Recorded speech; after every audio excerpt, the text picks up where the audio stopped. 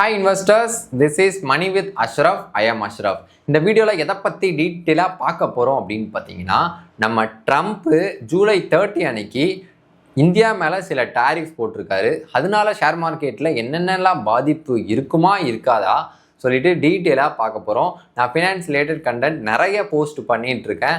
அதெல்லாம் தெரிஞ்சுக்கணுன்னா மட்டும், ஷேர் மார்க்கெட் நாலேஜ் கெயின் பண்ணிக்கணுன்னா மட்டும் சப்ஸ்கிரைப் பண்ணிக்கோங்க.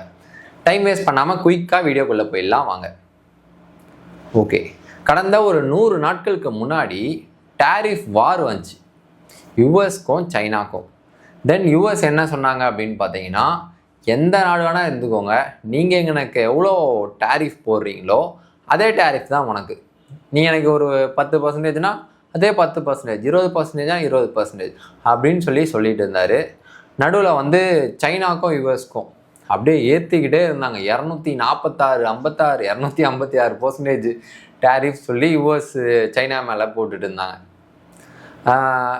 ஒரு பெரிய ஒரு வார் போச்சு. ஷேர் மார்க்கெட் கொஞ்சம் கிராஷ் ஆகிற மாதிரியே கீழே வந்துட்டு இருந்தது. திடீர்னு மனுஷன் என்ன சொன்னார் ட்ரம்ப் அவர்கள் அப்படின்னு பார்த்தீங்கன்னா, ஒரு 100 நாட்களுக்கு இது எல்லாத்தையும் நான் ஹோல்டு பண்ணி வைக்கிறேன்ப்பா அப்படின்னு சொல்லிட்டு இப்போ அந்த 100 நாள் முடிஞ்சிருச்சு. ஜூலை 30 அன்னைக்கு என்ன சொல்லியிருக்காரு அப்படின்னு பார்த்தீங்கன்னா, நம்ம இந்தியாவுக்கு 25% டாரிஃப் அப்படின்னு சொல்லியிருக்காரு. ஆல்ரெடி 26% இருந்தது. 25% தானே, நல்லது தானே அப்படின்னு பார்த்தீங்கன்னா இல்லை. ஏன் அப்படின்னு பார்த்தீங்கன்னா, அது கூடயே ப்ளஸ் சில பெனால்டிஸ் டேக்ஸ் இருக்குது.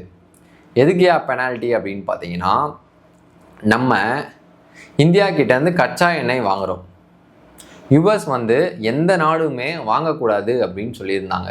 எதுக்காக அப்படின்னு பார்த்தீங்கன்னா, ரஷ்யாவுக்கும் யுக்ரைனுக்கும் வார் போயிட்டுருக்கு, சரிங்களா?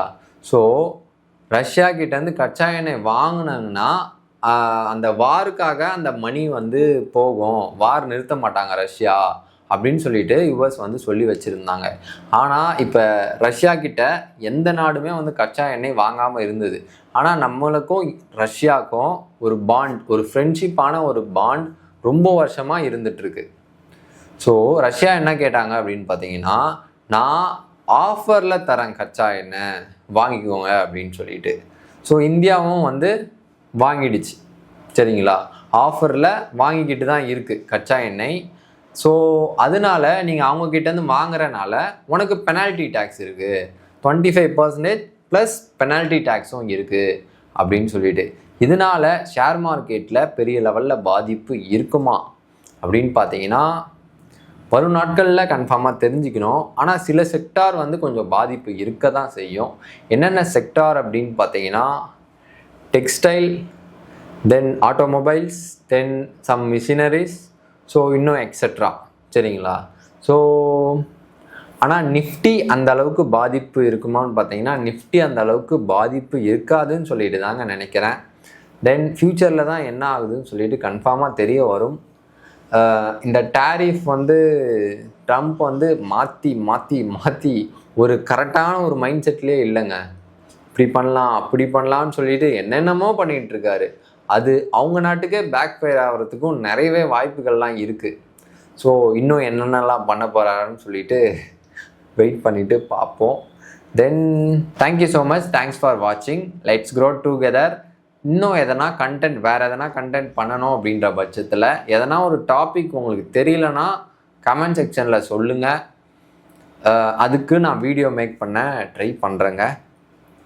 பை.